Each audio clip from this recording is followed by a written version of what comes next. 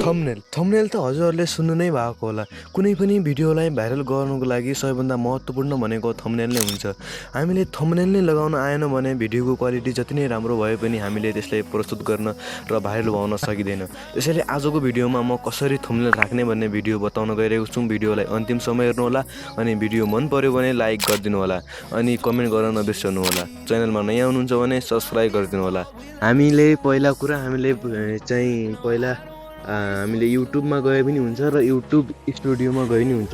म अहिले युट्युब स्टुडियोमा गएर गइरहेको छु।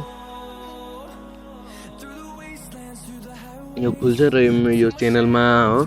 अनि हजुरहरूले स्विच एकाउन्टमा गएर हजुरले जुन एकाउन्ट हो आफ्नो त्यो छान्नु होला। म अहिले इक्जामको लागि छान्दैछु।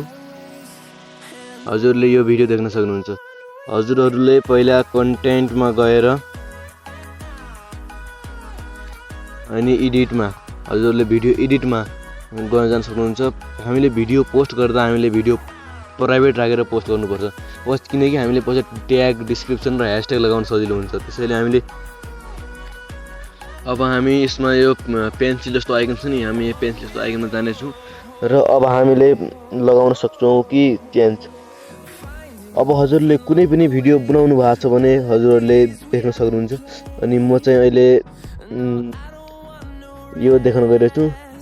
हजुरहरूले अब ट्याक्कै यो हजुरले यस्तो गर्न सक्नुहुन्छ र आफ्नो फोटोलाई तानेर डोनमा गर्नुहुन्छ। अनि डोनमा गरिसकेपछि हजुरहरूले यो थम्बनेल भइसक्यो। अनि सेभमा भयो भने थम्बनेल राखिदिन्छ। त्यसैले हामीले थम्बनेल राख्न सजिलो छ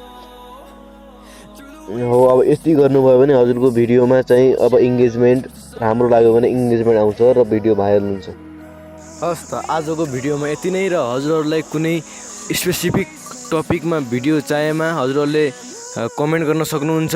र हजुरहरूलाई आफ्नो थम्बनेल कसरी बनाउने भन्ने भिडियो चाहिएमा हजुरहरूले कमेन्टमा थम्बनेल लेखिदिनु होला।